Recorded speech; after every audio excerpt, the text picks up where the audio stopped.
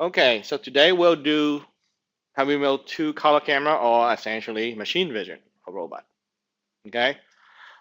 First, let's look at the equipment. Okay. I already plugged into you the USB, the US dynamic dongle here, right?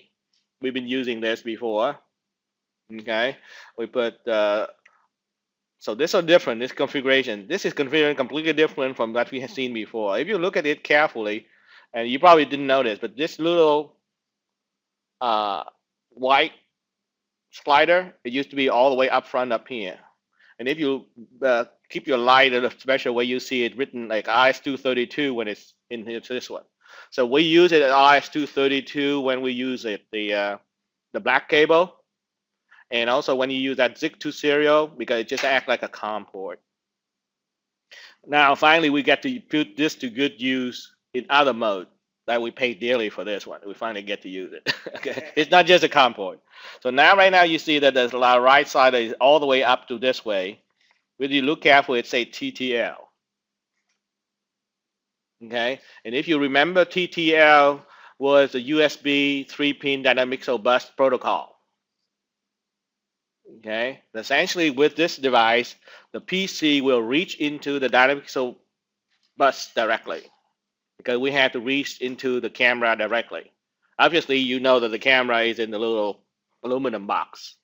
Okay, and the camera itself is also a dynamic so you see it has a regular 3-pin, and it goes into the connection of the AX100 AX S10 S12 there. Okay, AXS1 I mean here. So okay, so they're all happy together in the dynamics in a bus. You also notice what I have my COM1 port cable, which I already just hooked up for you, into the CM5 also. Okay, so right now you should have your black cable into the CM5. Also on the side, you see there's a little long enough 3-pin 3-wire cable. It's already on your inside your Dynamixel. Just need to connect it to the Dynamixel port on top of CM5. Okay, so all that, connect that in. So what all this contraption allow you to do is a PC coming this way, coming through here, and all that is right now we're going to the first part of the class. What we use the CM5 really to power the bus Dynamixel, but the PC will reach into the camera directly because we need to set up something on it before, and then we're going to have a regular task program which we're going to download through the regular COM1 port to do something with the camera and the bot together. Okay, so if we just wanted to go straight with the camera, we can just plug it from Mm-hmm. here. Yeah, Okay. because that's certain when you control a setting, the camera is more convenient to reach from the PC directly into it.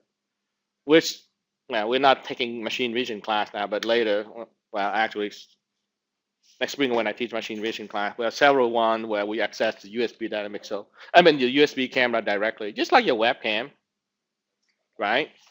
Well, just like the logic cam here. Remember, I have control, adjust the gain, the zoom, and all of that from the PC. Essentially, we're doing the same thing, except this camera is a USB dynamic camera, not a USB. So you cannot just plug USB directly into it. Okay. So I'm setting it up here, and well, let's see. Maybe I should. I want it. You see some part of these dowel inside there. Yeah.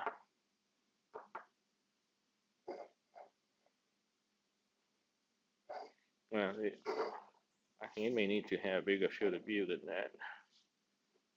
Okay, maybe it's see them all. We'll see.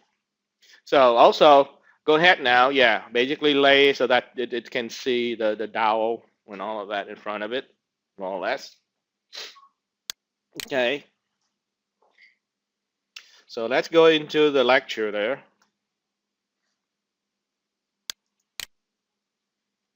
So now we got everything set up.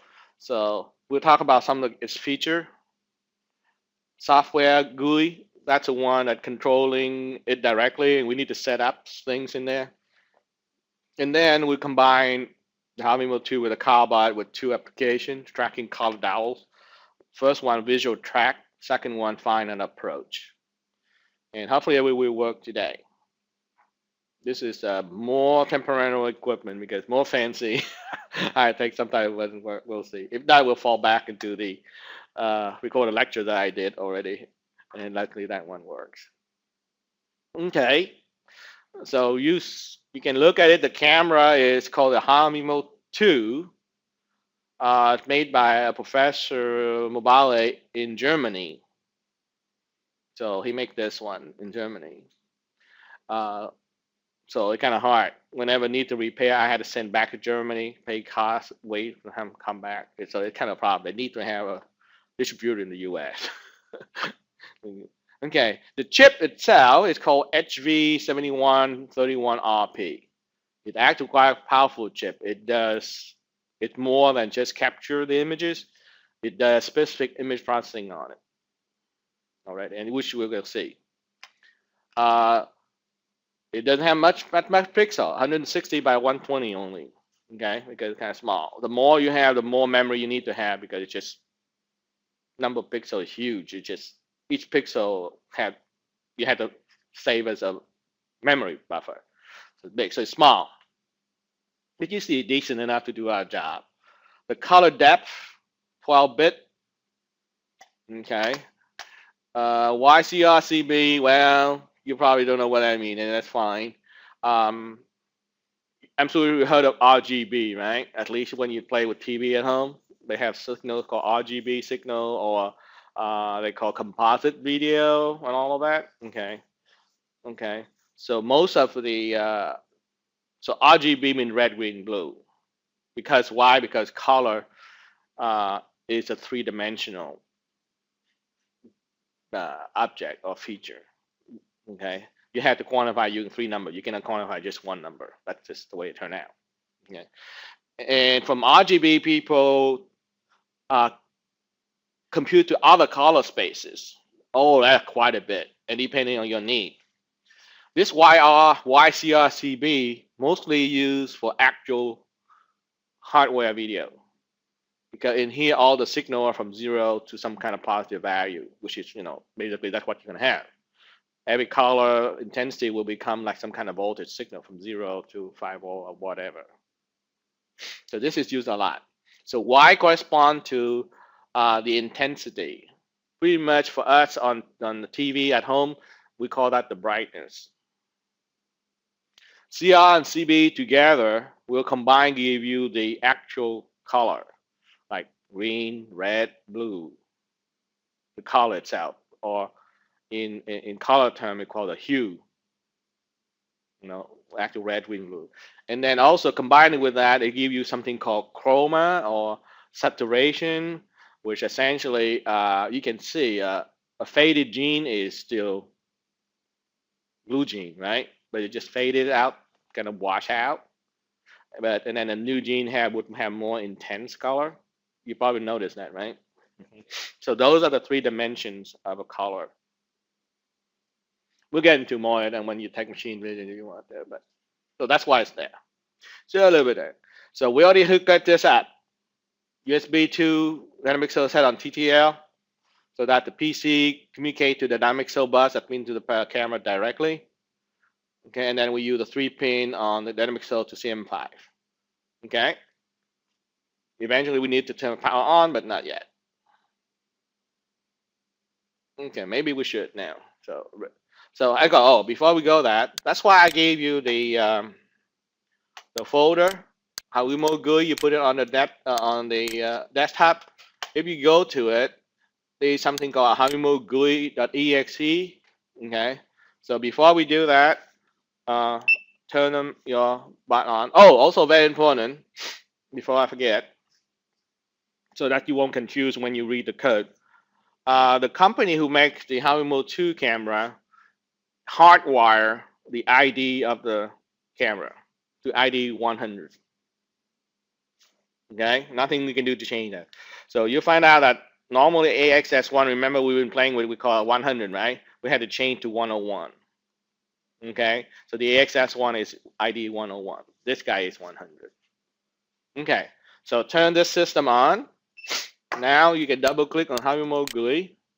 You want to, you have to turn it on first. Yeah, so that is open up all the port and all of that, and the port is live, so it knows. Okay. Oh, very more important thing. So we'll see, depend.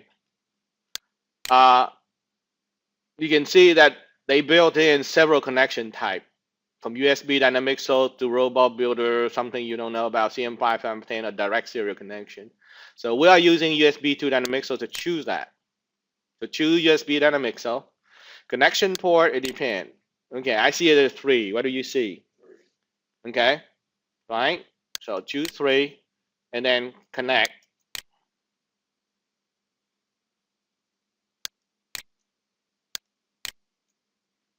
And let me, it's kind of big for my screen, so let me scroll it down a little bit. Well, that's about all I can do. But down here, you should say port open, way down there. Good. Now let's check the camera. To click on check camera, it should say HaViMo2 found. Good. Okay. That's called ping.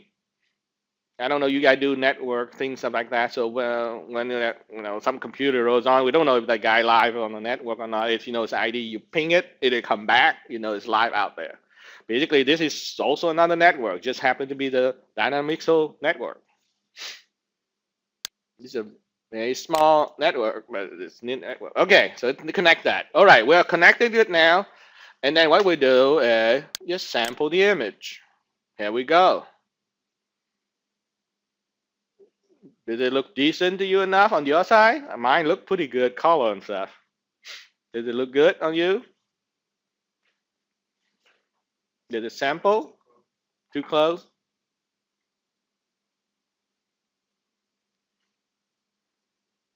Okay. So there are two images. This one is sample, and then this one's lookup. L for stand for look, U for up, table overlap. Okay. You see the picture? Okay. All right. This little burger is actually can stream video, quote unquote, live. So if you click on stream, hopefully it worked, and then you move the camera, your butt around a little bit. What do you see? You see the images, but you see like teeth, right? Yeah, that's called the combing effect. Combing mean like you comb your hair. You can have little teeth like that. The reason is when it scan the images, it scan usually the protocol is to scan all the odd row, send it first, and then scan all the even row and send it. So that means all the odd row was sent first and the even row sent later. So if your camera is not fast and you're moving too fast, they get out of sync. See, that's why you see the comb. Okay. So most camera, when you have USB and all that, I'm sure you heard of 1080i and 1080p on your TV at home recently, right?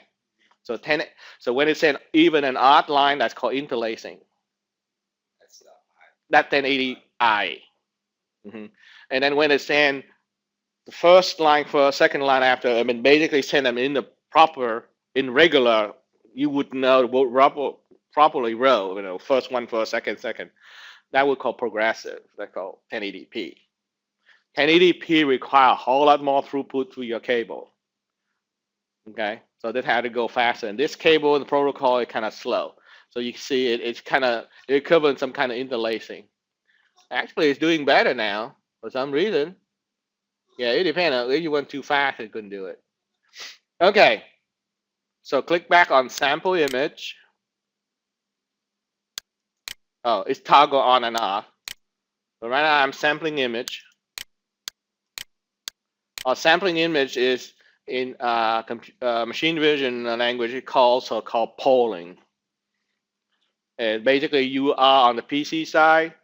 You poll the camera, and then it returns its current image. So everything is more under control of the PC. You only want images when you want them, when you need them. Streaming, it keep on flowing, just like a floodgate. That's a little bit harder to control. You have to do. Okay, all right. What this one does is, well, what the purpose of carrying camera and do what? Okay, So we start looking down here. Let's first make sure you have a good, decent picture. My picture looked pretty good. How about yours? It's a little bright, but still looks good. Yeah, yeah. Yours is too bright. Yours okay, but depending on the environment, you have more light on you. Okay, let's do this. Well, let's say that I don't have it, but let's say somehow I have it. Okay, so you go to camera setting,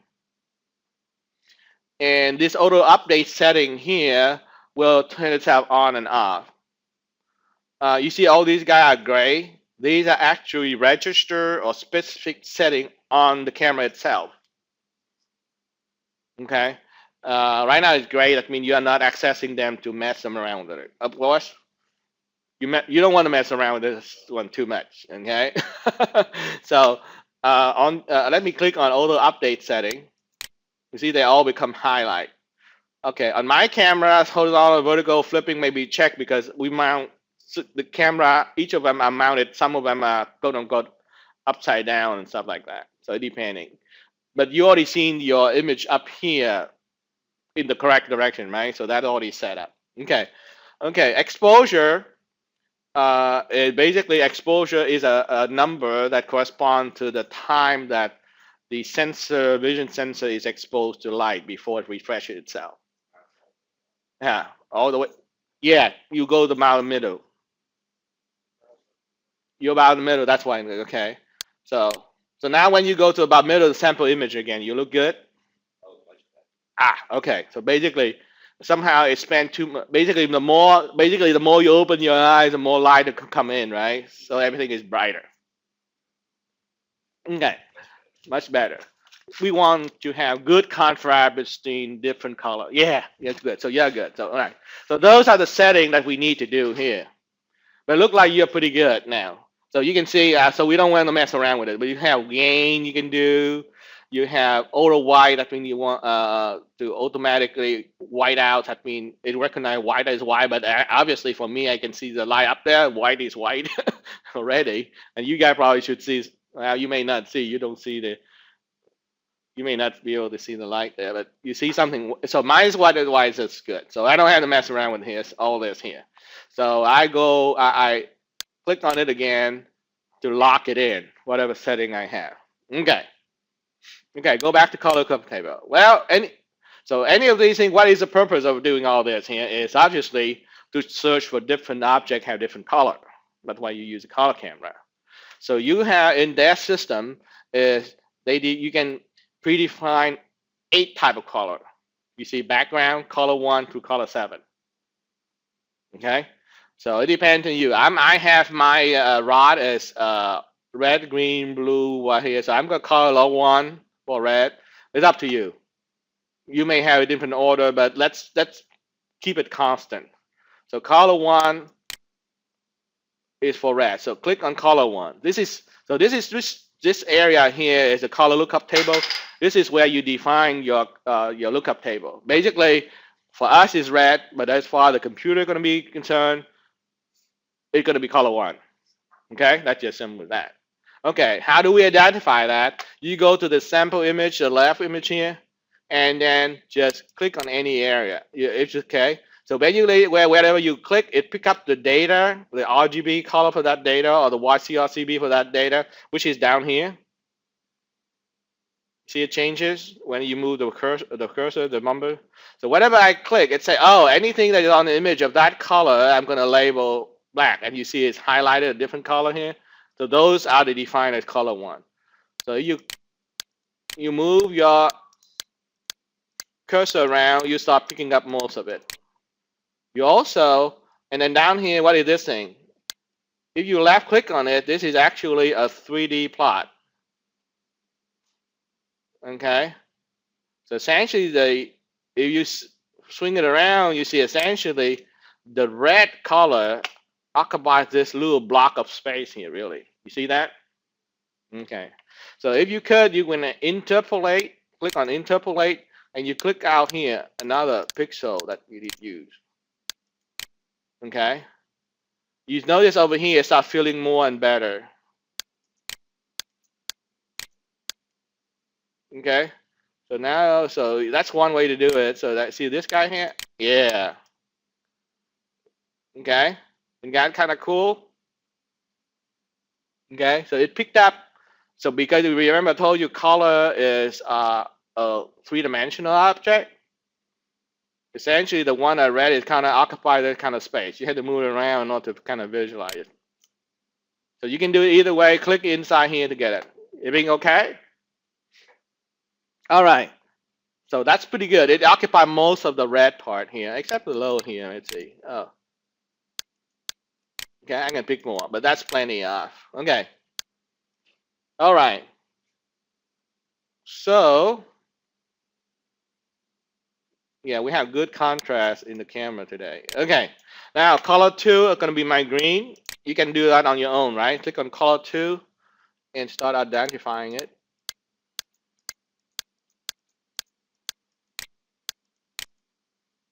Let's see, where are they? Okay, they are in this down this group here. Beautiful, yeah? Beautiful software, isn't it? Cost money to do that. And lots of work. All right, so I think that's good enough for my green area. You also notice is when I start picking on little blue out of the edges here, I see some blue in here being occupied too. Okay, that's kind of small, so that's okay. So I go to color 3. That's going to be my blue. So some of the edges somehow look blue to it.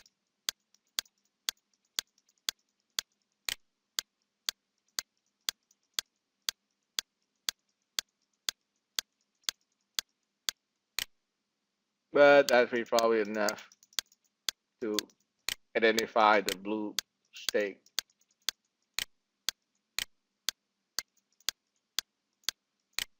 Okay, good enough.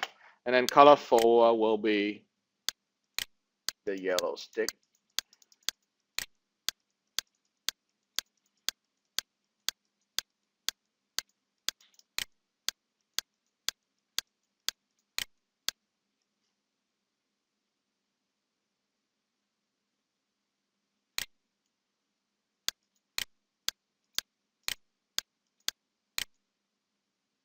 Okay, so you look carefully, we are pretty good shape.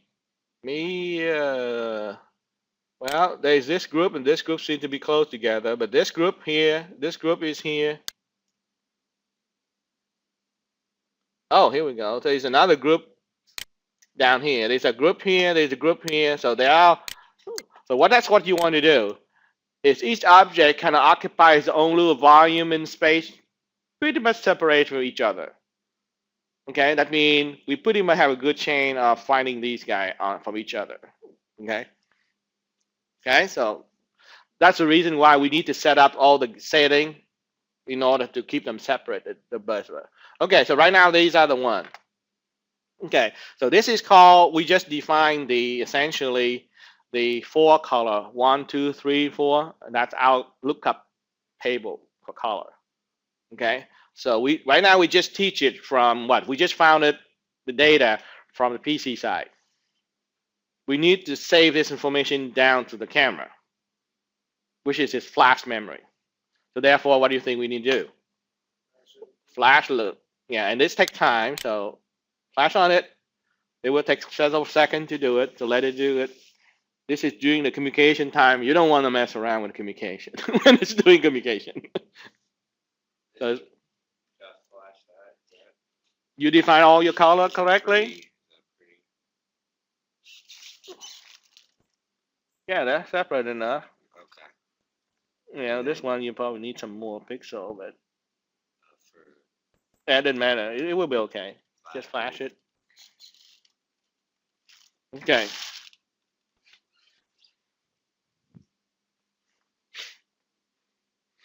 Okay. Once the window disappears, flash everything okay. Now we can get to use it. So right now, basically what? Whatever setting color you download to the camera itself.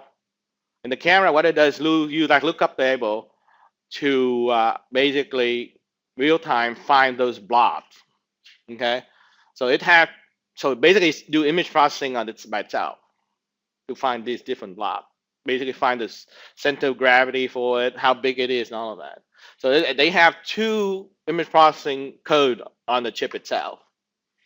So if you click on region growing, you see it's trying to figure out, hey, this is one object of the red color, another object of this color, another object of blue color, but it's kind of wide, another object of yellow, and also found some smaller object down here that getting separate.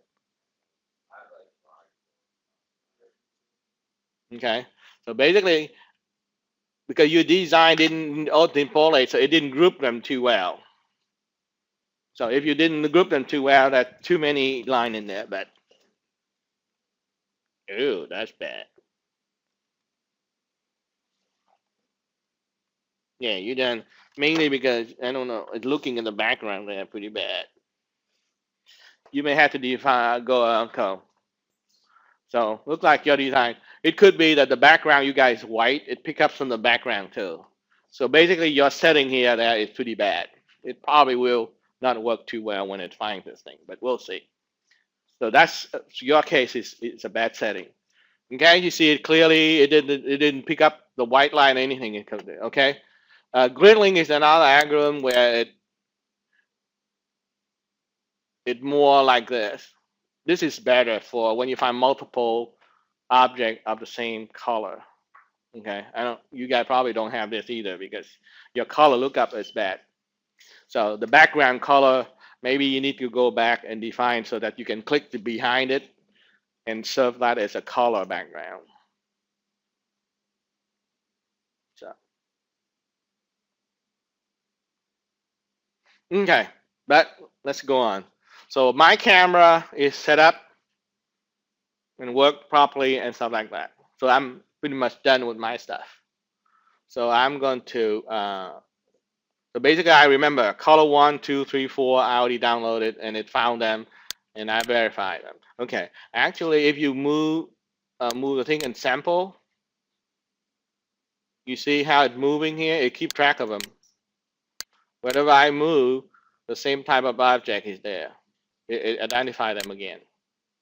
Okay, and so if I check on, like if I move and I check on it, you see it, the object is moved with it, the bounding box. These are called bounding boxes. It will move with it.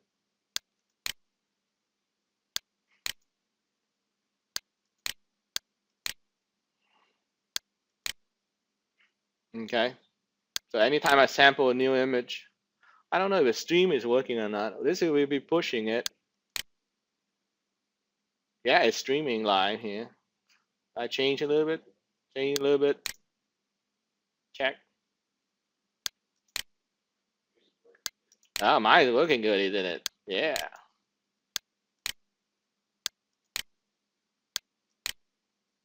I guess lucky I got a good camera there. Anyway, so basically you can see that it can, you can see as a bot moving around, it will be able to sample and keep track on the same object pretty much, like you can see. So that's what we're going to do on the task program. All right, so we're done. Disconnect everything. I close it. And so that's it. Okay, so basically we've gone through all this. We play with that. We got good region to grow things. Okay. Now getting to the difficult part. It's a HaViMo2 PDF. Let's pull that up. So this essentially is the user manual. Okay, and it's by all its glory. Stuff like that in there. And basically, this is the instruction table. Remember how in AX12 we have that control table? So you know a certain address is the goal position, a certain address is present speed, blah, blah, blah, punch, okay? So when you deal with any imaging or any device system that you're going to encounter later, it may be a different device, different, but there always will be a certain table function. Certain address will do certain things. like raw sample command, lookup table management, read the filter, whatever it is. Okay, so all kind of fun. So whoever going to design this, and you probably going to buy your own camera somewhere later, right? So this is the first thing you look for is, hey, what kind of function can it tell me where the address I need to reach in order to trigger that function? Okay, so that's what it is. And then usually they explain what this instruction does, blah, blah, blah. Okay. And this is the part, we're going to be using the online drawing green algorithm. And this is the key one. Let me minimize it and get to it. Here we go. Here's a bigger one. All right. So whenever, so remember the basic process is what? The camera, you send a command to the camera to capture whatever image it's seeing. Okay. And on board it processes the images. And using the lookup table that you already defined before, it will find objects. Okay, according to your color. So what it does is after you send command to capture and process the image, it returns a pretty complicated data set. So let's look at here first. It returns this big thing. Okay, you guys don't much see programming, but it's called big data structure. Okay, so basically, think of it is conceptually like this. You tell the camera to capture an image. It captures an image. Internally, its own firmware process a bunch of things according to the lookup table that you define. And then it got some result, right? All this blue thing here, that's its result for one run, for one image. Okay? Yeah, the whole table. And what it does, somehow you need to pass this table back to the CM-5. Or the CM-5 need to know how to read this table to pick out the data it needs. So those are the pixels, basically. Those are the data for the objects. So that 15, this data, this camera can detect 15 regions, up to 15 regions, depending, according to the lookup table that you define, which in my particular case, just for today, we're defining color 1, 2, 3, 4. So it will scan any images you tell to capture. It will scan it. It will capture it. Look at its up table 1, 2, 3, 4. And then in there, it finds it best to find 15, up to 15 regions that have characteristic of either color 1, color 2, color 3, or color 4. Okay, so that's the basic idea. So like 15,000. Right, you can see that. So that corresponds to the index. If you count it, that 15 row. Each row corresponds to one object or one region. Great? Right. One bounding box. In there are a bunch of other data in there. For each bounding box, it has an index, which means basically it's just alphabet. It's just from 1, 2, 3, 4, 5, so on to 15. In this particular example on the PowerPoint right now, is in this image, the way they define their color lookup tables is just that it found only 3 regions. Got it? Okay. And the first region, and then the next, so that's 1 byte. The next byte, so for each row, each of these number is 1 byte. Okay. So the first, so that's why it's called data structure. This is all coming back. So if your first object its color is 4. Color 4. It happened to be that way. How many pixels? They actually 2 bytes to count how many pixels that it corresponds to the color 4. Because you notice it's pretty big. So you say it needs 2 bytes to measure the number of pixels. And then it's have sum of all the x. That means the sum of all the pixels in the x direction of all the pixels inside the first region. And then sum all the y, I mean all the y coordinates. All the max x, min x. That means it, like for example, max x, min x, you know, for this object here, because right at the edge, x, so let me capture it and then well, probably best. So I can write. Okay. So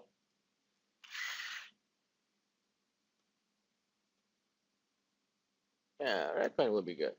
So basically, 15 region. Each region is one row of the data. Any problem with that?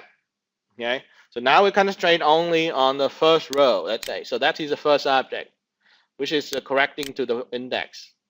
It happened to have a color 4 of the lookup table that happened to be using. You notice third object is also the same color 4. Okay. And then the pixel, so that's 2 bytes. So all the number of pixel in the region 1. Sum of all the x's. What does that mean?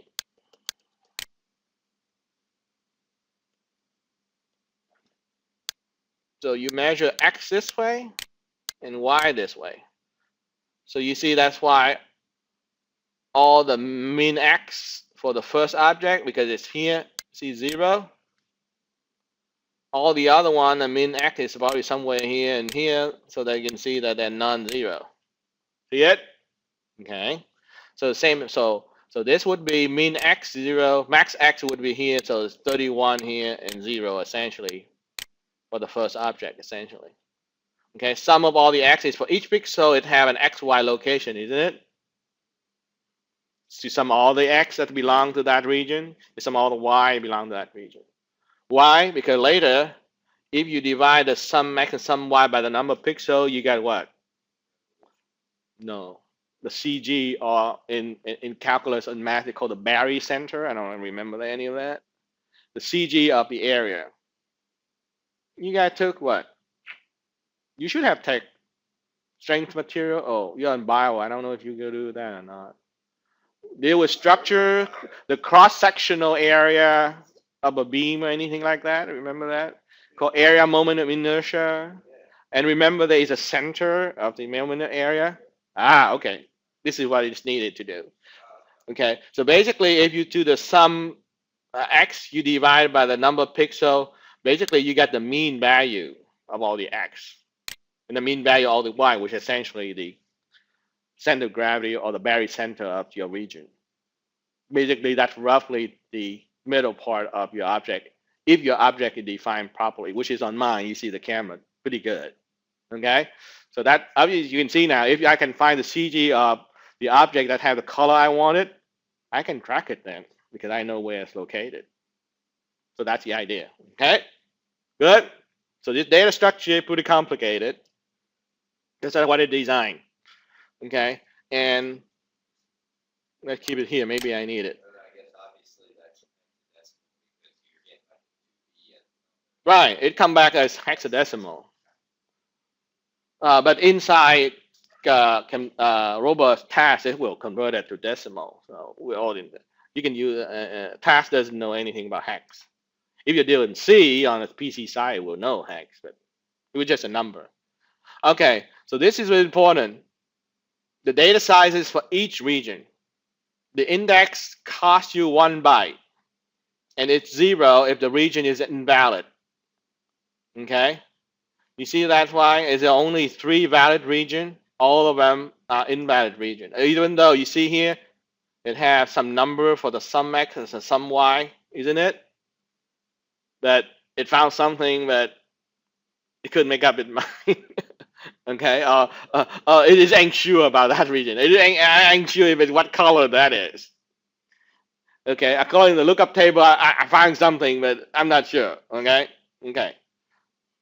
So and then the color itself took 1 byte, the pixel itself took 2 byte, and so basically the key idea later you can see is once you found the region, there's an address into the data structure.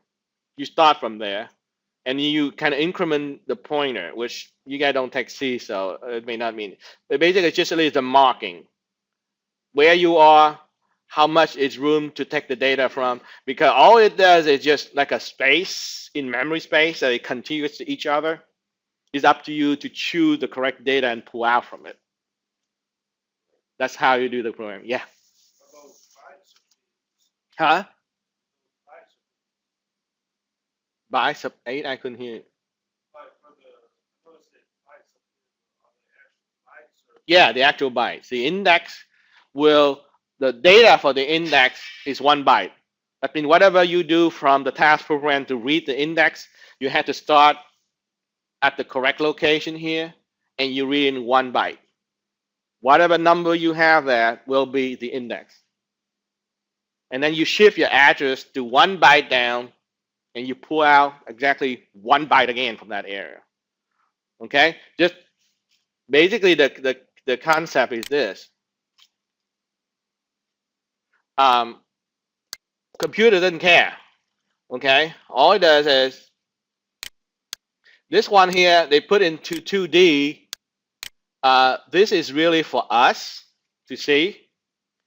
The computer will join, it will, instead of having table like this, it will have a continuous chunk of data, just one line like this. So you need to know this is the start of my first region.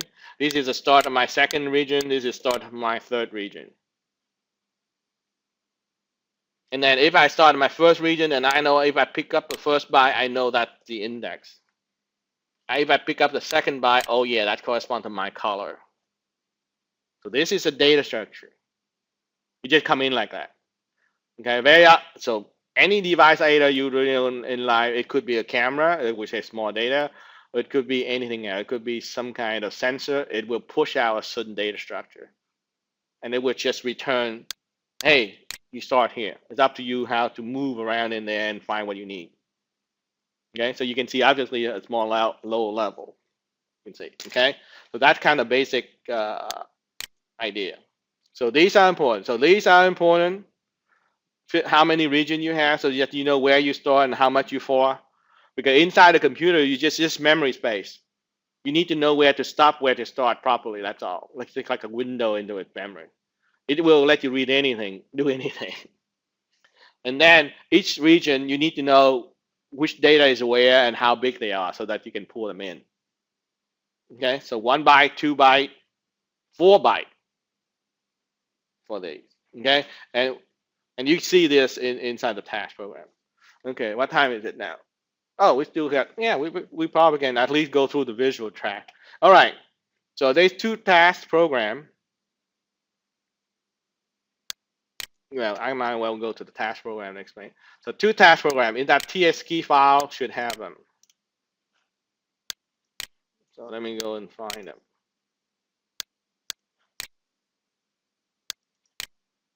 So on the network drive, you should have a TSK file. You should see, where you go?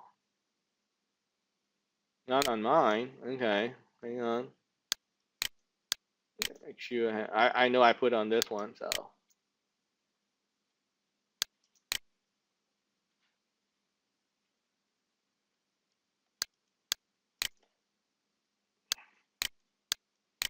Okay.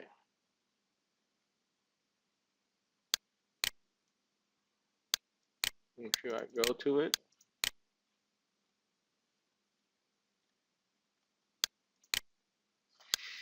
And it should show. There we go. CarBot visual track.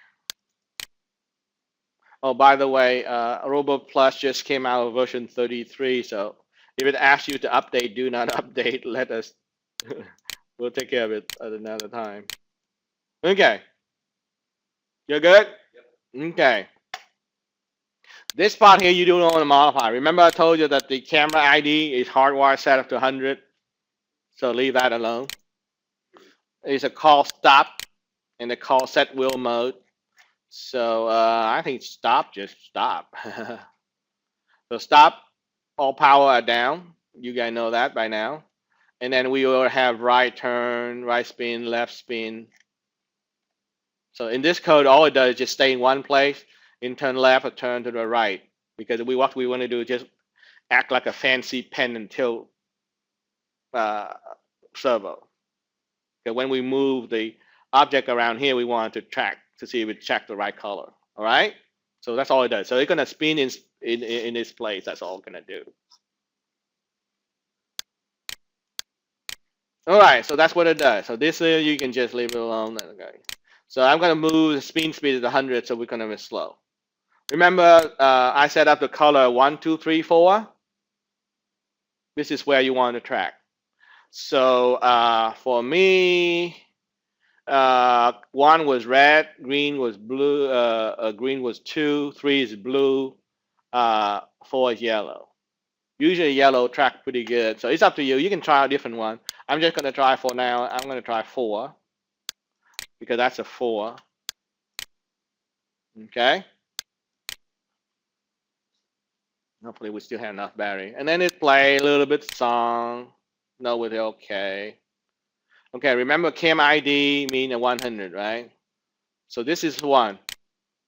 This is kind of weird, but this is to trigger an image and start the image processing on the camera. This is what you do. So essentially you send a 0 to a custom address with a cam ID, which really 100. You don't have to put cam ID there, but you could 100 if you want to do it well the same. So basically you send 0 to address 0 of that camera. That's the Yeah, so let's see. Was it a ping? I don't think it was a ping. Ping is address 1. Okay, so address 0 is a different location. Basically, when you go to address 0, it triggers the whole process of, hey, take an image, do your image processing to find my little objects, and give it back the data structure. That whole chunk of thing, yeah. Okay. All right. But that takes time. Well, that's why you see immediately what? Wait quarter of a second. It does take it. So a quarter of a second, takes forever on the computer side. But it does lots of stuff. So it had to wait for a quarter second to do. All right. So by now, somewhere in memory, that data structure is back. Okay. So now you have to basically the rest of the program. What we do is we tell the CM-5 to look for that. Then that's not doing. So basically, there's a big loop while the button is not D. That means basically this program, when it starts, it will run until I push D and it will stop it. Down button is stop. It's that point. Okay. So all right. So when I run it, I want to put any D button yet. The first key program is getting bounding box. So therefore, what? For this camera, the key idea to remember is trigger the camera with this command, and then get the bounding box. Okay, because that's the command to get all that. So where's the bounding box? So basically in the bounding box, we figured out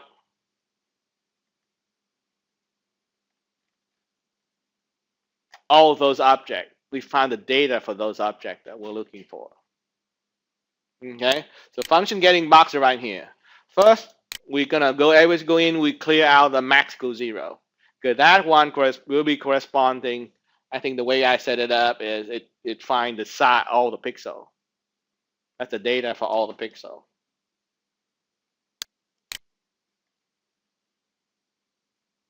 Okay, this one here, all the number of pixels detected inside the region. That's what I'm using for. Because we have 15 objects, you see I'm using a for loop because we need to find all the 15 of them. Now, it kind of wastes, it's just not as good there, but you could set it up so that it finds only the first valid object, and then, don't spend time wasting on the other one, okay? We could, but just for example, it's here. Okay, so when you loop for like this, the index or the parameter index will take on the value from 1 to 15. Basically, just syntax of the task program. Keep that in mind, okay? All right. So when it loops the first time around, goes in, the parameter index is 1. What it does, index multiplied by 16 is obviously 16. Okay? And what it does, you see ADR so it basically becomes 16. When you loop the second time around, the index is 2. 2 multiplied by 16 is 32. Basically, it moves chunk inside the memory space. Okay? That huge array that we Right. really So just Right. We're just breaking Chunking it, yeah. If you count, the number of byte here, 1, 2, 4, 8, 12, 13, 14, 15, 16. Okay? So that's how we set it up to run through. Okay? So now you understand how the index become the ADDR. Okay? Okay. So the first address actually is at 16, and then it becomes 32. So 0 is not where you want to look at. You look at 16. That's where the actual data come in. Okay, so 16, and then boom, what it does is you go to, remember cam is 100, right? By default, ADR, it just happened to be 16 the first time around and go through the loop, isn't it? So basically when it goes to that command, it pick it up and return the data. And if you look at the table here, it says the index, hey, it contains 0 if the region is invalid, non-zero otherwise. That's why we wrote the code. If somehow you're non-zero, you are a valid region. You are a box. Yeah, there's a real region that gets something. Okay? All right. So that ADDR is really, if you go back, yeah, I'm glad I didn't. So I'm glad I didn't erase it. So, okay. So from the task code, you pretty much see that this address is, the address right here is 16, and the next one is 32, and so on, okay? So address 16, it pick up that first one, index. Okay, it's different than 0. That means it's a valid region, or region 1, essentially. Okay, and then you see immediately it increment ADDR by 1, because that's 16, so it increment by 1 so I can read the color next. Remember? Because the byte, the index 0, non-zero. In order to see the data for color, you need to move the index or the cursor down 1 byte. Okay? Get the idea? So now I'm going to go fast. So basically, that's why you see it increment itself by 1, and then it pick up. So you go to that same big chunk of, every time you do this, essentially you look into that big, humongous data structure. But your index is certain way around. You're moving through it. Okay? So basically, when you increment ADR by 1 from the original 16, you are reading the color. Obviously, you want to check against the color. And color, I'm setting it up for being 4 in this particular example. So check, hey, if you are the color, oh, I'm finding the color I'm looking for. Yay, that's yellow. That's the color number 4. Okay, that means what? I need to pick up the size next, right? The number of pixel. So therefore, I increment my address pointer again, and I pick up the size. Got it? Cool? Yeah, okay. Now, if the size is bigger than my current max, I assign whatever size I found to the max. I also find the current address I'm at same to where I found it. You see that? So anytime I found the size, I pick up the data. I also tell me, hey, where you find it, where you find the data again in that humongous data structure. That is correct. So as I go through all the 15 objects, eventually I'm gonna, at the end of this big loop, I'm gonna find what is the size of my bigger yellow object and where it is, the X address, because I haven't found where it's located yet. But I know where I should have a pointer to get to that guy. Yeah, where I'm gonna look into that humongous structure, because that humongous structure may not be that lucky. I cannot find probably the maximum yellow region may not be the first one. All right, so it's somewhere in there. So I need to find out where to dig. Got it? So that's what you're looking for. All right, so by this time here, when it's finished, my max is the number of pixels correspond to the biggest yellow object, and my max address corresponds to where I can find that big yellow object essentially. And it's according to its size. So its size, which is here. Because later I need to pick up some X and some Y. Okay, so keep that in mind. So that's where it's at. And then, okay, if Mac is different from 0, and then you do your stuff. But it could be that I'm lucky and my camera went bonkers, or it did look somewhere where it could have nothing. It could find no yellow stuff at all. Therefore, Mac will be killed to 0, right? But if not 0, and then you do something special. Okay, so MAC address is where you were, which is the pixel here, right? If you jump 10 byte, which you're gonna find max Y essentially, I think. Oh, you find max X, so you put the, you move 10 times from there, you pick up the maximum X area, the maximum X of the bounding box. Min Y is the min Y of that biggest object area. Okay, that's where you pick them up. Oh yeah, I'm sorry. The pointer was shown at the pixel level. So in order to get max is 2 plus 4 plus 1, 10. You're gonna pick up max X, and then you pick up, you move the one more byte down, you pick up min X. So that's where you got. Cool, all right? All right? And then because this is a function, just to get ready for the next time around, go ahead, tell, hey, camera, take another picture and do the thing for me. Because by the time I come back to pick up the get bounding box again, I get the new data set. Okay, so when I go through the bounding box, the key thing I go back is max X and min X for the biggest yellow object that I found. Right? So remember, we just, so far we haven't done anything yet. We just trigger this function only. Okay, and this is an infinite loop, right? So every time you go through the infinite loop, basically you understand the code now. Boom, it tells the camera take a picture. Actually, tell the camera to process the image, because it's already the image actually already taken. The image already taken by this command. It basically go into their process, find the biggest yellow object for me, and return the min X and max Y that correspond to that bounding box, basic object. Okay? And then it's already in the background, it's already taking a new image and do its something already. So every time I return from the loop while I get my data ready. See that? So you kind of make multiple computers work together as efficient as you can.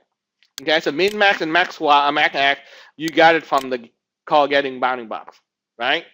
So you multiply them together and then divide by half. Basically, you find what? The middle line of the object. So the middle point of the region. Okay. Now we don't, because the bot is basically just spin around. We don't care about the Y data. Yeah. We see it, but we don't care because we don't have the camera where this bot will go up. We don't have a pen tilt system. This one is basically, this is just a CarBot that does the pan system. It doesn't have a tilt system. Now, if you have a bot where you have two servers, you can do pan tilt together, and you can track them in basically two-dimensional space. You do need the min Y and max Y. But here we don't care. Just a divider. So Cx at the end here will find the center, the X value of the center of the region I'm looking at. And then if max 0, that means actually it found a real object out there. And then you go in, all I do is just print out the data, the maximum number of pixel, and where is the middle of the region, essentially, the X dimension middle region. Okay? All right. So now, because the camera, the camera itself, remember what is the size? Where did it go?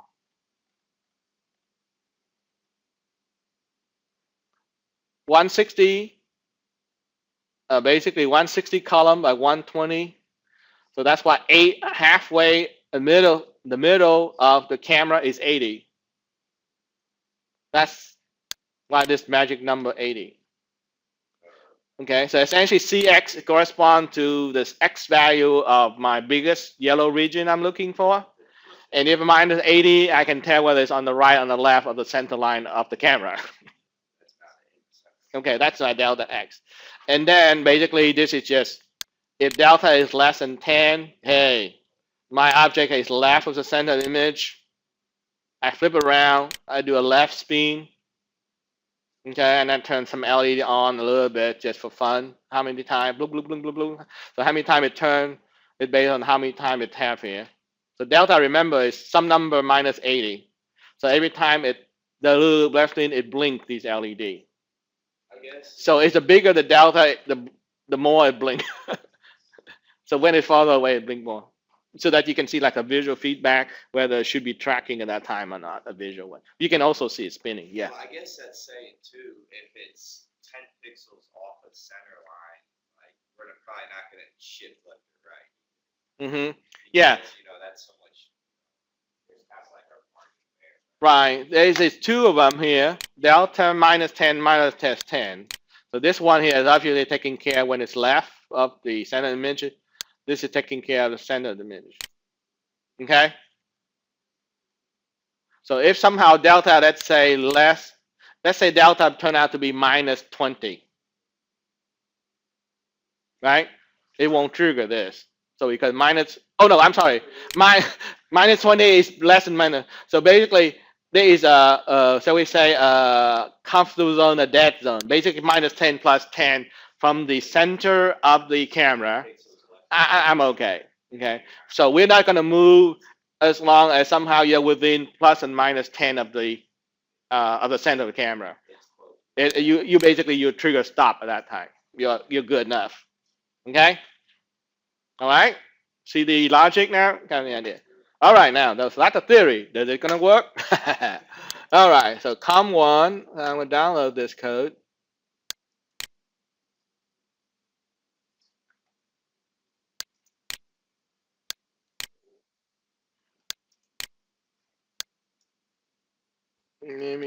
This data is gonna streaming down.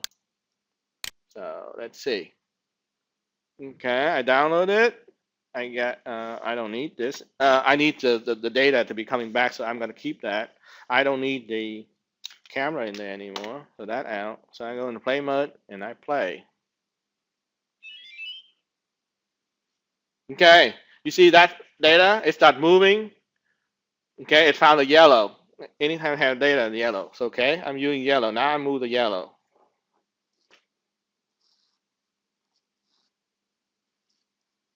Oh, it found something else yellow behind there. Because it's not tracking yellow. Oh, that's right. It found something back there that it thinks yellow, essentially. So it's not good. It didn't track it, so that one wasn't good.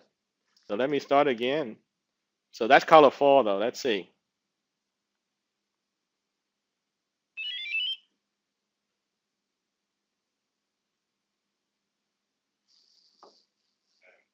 Okay. Very good. Now it found it.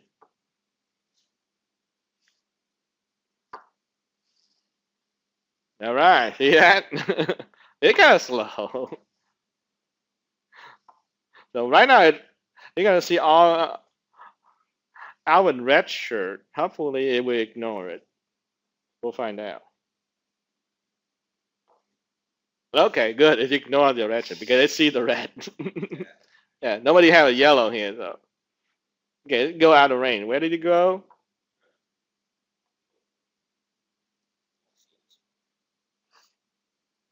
No, it found something that thinks yellow back there. So it kind of you see the color defining the color is pretty bad. So it's just lost somewhere out there. It found okay, it found somebody yellow. It's coming back. It's coming back. Yeah, it found Alvin. That is cool. All right, pass it on. Pass it on. Anyway, so it found it. But you gotta drop it down, I guess, real quick, so it can't find it. Okay, so let's see. We'll pack up this one now. Did I get? Oh, now it got confused. Now, depending which one it's gonna pick up. Okay, so let's see if I switch to color 3, if it can do anything on the blue or not. Anyway, so that's that. Now I'm gonna go in and let's see if I can track blue any better. Maybe green. Green, number 2.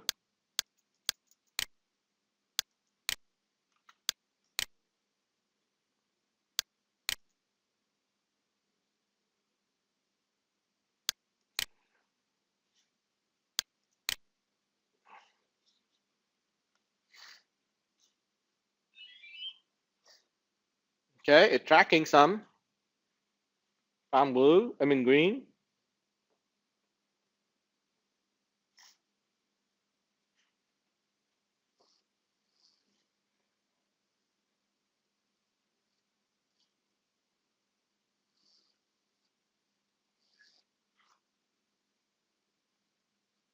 I better kind of tune up on that plus or minus 10 a little bit better than that, right?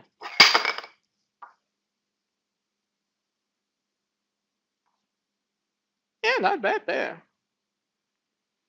So it shouldn't be becoming blue. I'm looking for green, so it shouldn't be fool around with green. See, you're not fooling around with green. I get it, man. That's better than a human.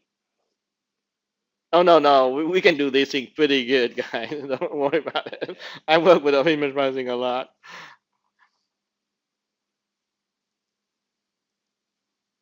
I was thinking she's blue and green are close to the same color. Yeah, well, we get confused. Yes, yes. Anyway, so you got the idea. So